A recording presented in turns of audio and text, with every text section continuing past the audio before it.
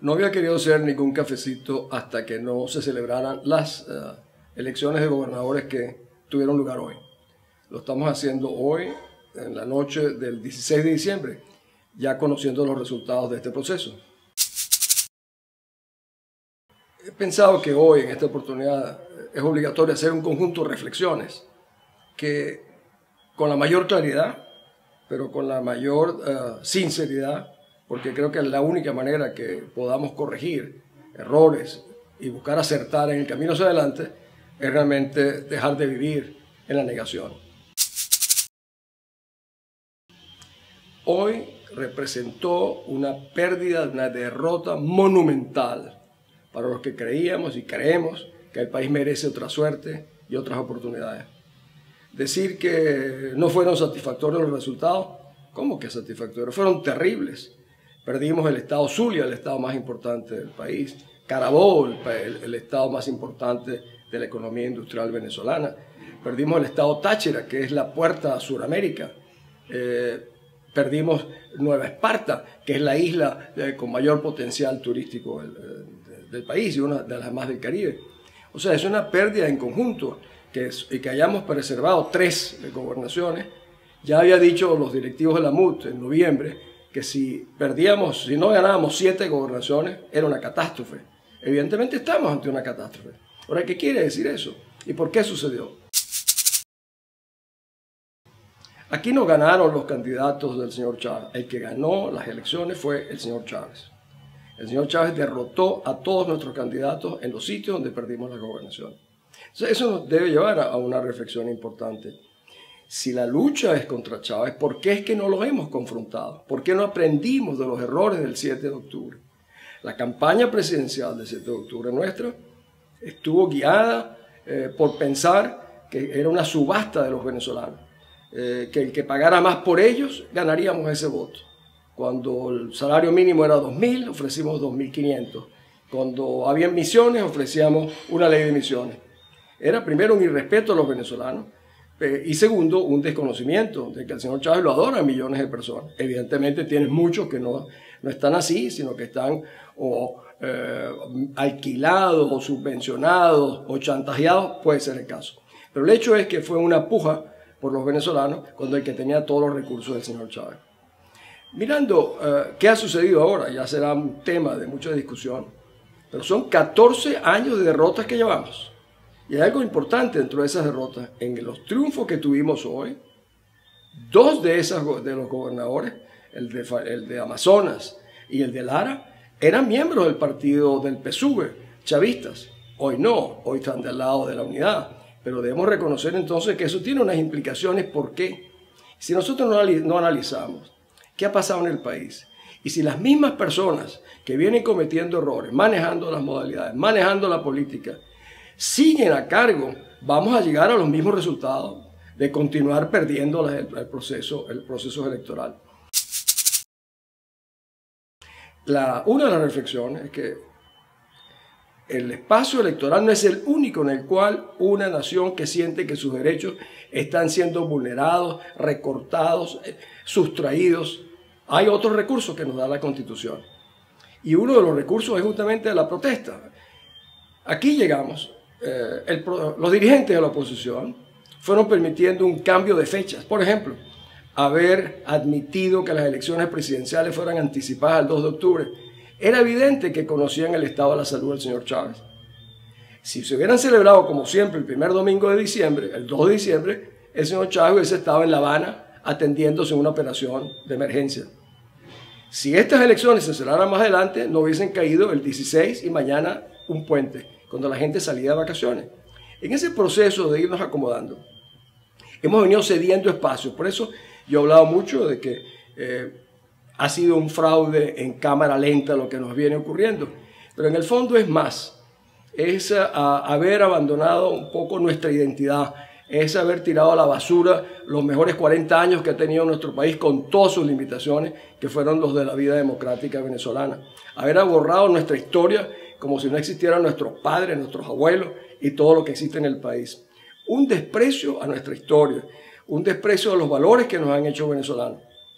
Era el momento, si se trataba de enfrentar a Chávez, de realmente enfrentarlo en serio a lo largo del país. Pero ¿qué pasó también? No hubo una voz nacional que amparara, promoviera y defendiera a los candidatos nuestros gobernadores. Los dejamos como los parientes pobres a su suerte. Chávez, por supuesto, estaba así, presente o no. Chávez está presente en el país, aunque esté en La Habana, que es la capital realmente que él prefiere. Pero el hecho es que nosotros no tuvimos un liderazgo nacional que apoyara los esfuerzos, las causas y que hablara en un tono superior a los problemas locales que tiene cada gobernador. Yo me temo que esta es una situación que no tiene precedentes en la historia institucional, constitucional, política, civil y militar de Venezuela. Si ese es el caso, eso nos obliga entonces a cambiar todos los métodos que hemos utilizado, organizaciones, criterios y valores. Yo le digo a los amigos que nos escuchan, si nosotros no hacemos eso y no reconceptualizamos cómo manejarnos ante este escenario que viene, nosotros corremos el riesgo definitivamente de perder el país. Algunos dicen que ¿quién tuvo miedo? ¿Quién tiene miedo? Yo lo tengo. Yo veo claramente que este triunfo o esta derrota que hemos sufrido, acumulada con las leyes que vienen del poder popular, del poder comunal, realmente nos pueden estrangular las oportunidades del país. Entonces, ¿cuál es la esperanza? Bueno, solo el 55% del país votó. La abstención seguramente nos hizo un daño terrible. ¿Cuál es nuestro desafío y nuestra oportunidad? Captar de ese 45% los votos suficientes, los respaldos suficientes para reencauzar el país. Pero eso no se hace ofreciendo reparar huecos o construir más casas. Eso se hace inspirando un país. Un liderazgo no es convertirse en seguidor de sus seguidores.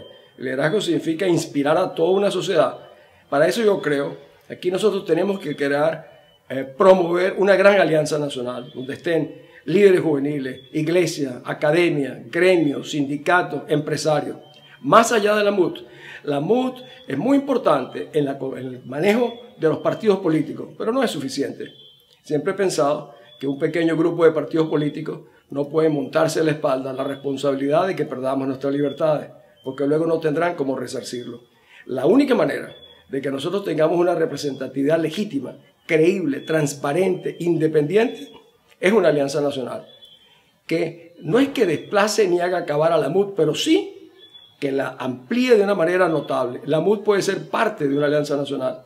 En el fondo, yo creo que es un ejercicio que los propios directivos de la MUT tienen que hacerse a sí mismos.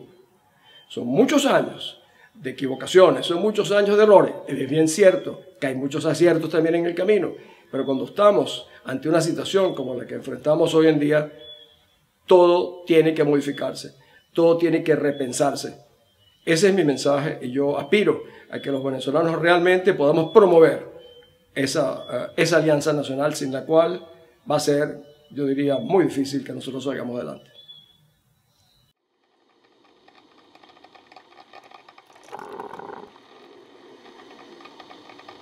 Yo vengo diciendo con mucha preocupación durante mucho tiempo, incluso escribí un libro, Venezuela a la hora de la verdad, donde yo decía que no tenemos en nuestro país lo que se entiende universalmente como oposición. Lo que tenemos son posiciones de distintos grupos, al punto que nuestros diputados de la Asamblea Nacional están divididos en 5 grupos. Eso fue lo mismo que hicimos en la tarjeta unitaria. La tarjeta unitaria derrotó incluso a la tarjeta de nuestro propio candidato presidencial. ¿Cuál era el mensaje? Que el país lo que quería era salir del régimen de Hugo Chávez. Un elemento que es fundamental tener en consideración, la llamada oposición ha venido adquiriendo, moldeándose tal vez a las necesidades del propio régimen venezolano. Nos hemos convertido, yo diría para el régimen venezolano, en una oposición ideal, en una cohabitación, en un acomodo, porque incluso hemos aprendido a olvidarnos o a renegar de nuestros valores, de nuestro pasado, como decía anteriormente. No conozco ninguna sociedad que reduzca al mínimo las aspiraciones comunes. Aquí hemos llegado a la conclusión, seguramente, de que lo que la gente requiere es comida y techo. Yo sé que son necesidades fundamentales, pero eso no es todo lo que quiere la gente, no es todo lo que aspiran los venezolanos. Y la única manera de que no seamos una sociedad plana, que podamos inspirar a todo un país, que los jóvenes sienten que tienen un desafío, es enfrentando a este régimen decadente, corrupto, ineficiente, militarizado, en una visión distinta de un país moderno, con oportunidades para todos, con equilibrios sociales, con progreso, con bienestar. Pero eso solamente se logra a base de inspiración, liderazgo. Los liderazgos no se decretan. No podemos decir que mañana o pasado tendremos candidatos porque determinados candidatos tuvieron determinadas posiciones. No, eso tiene que ser parte de un consenso nacional, de manera que cuando enfrentemos esa oportunidad, que no estoy seguro que se vaya a presentar, yo temo que este régimen buscará caminos para evitar una convocatoria electoral, porque no les conviene. Y a eso debemos que tratar de anticiparnos y prepararnos. Pero quiero decir al final de esta conversación, yo sigo siendo profundamente optimista, porque creo que tal vez con este golpe tan fuerte que hemos recibido hoy, los venezolanos entendamos, y sobre todo su liderazgo, que en la medida en que nos unamos de verdad, nos vamos a maravillar de las cosas excepcionales que juntos podemos realizar los venezolanos. Ese es mi llamado, ese es el compromiso que los venezolanos tenemos. Y yo siempre les digo, ¿por qué no? Está en nuestras manos hacerlo. Los más sumisos en Venezuela es la dirigencia política. Los más acomodados es la dirigencia política. Y hay un pueblo que espera por una dirigencia que sea capaz de inspirarlos, de elevarlos y que realmente superemos juntos todo lo que tenemos por delante.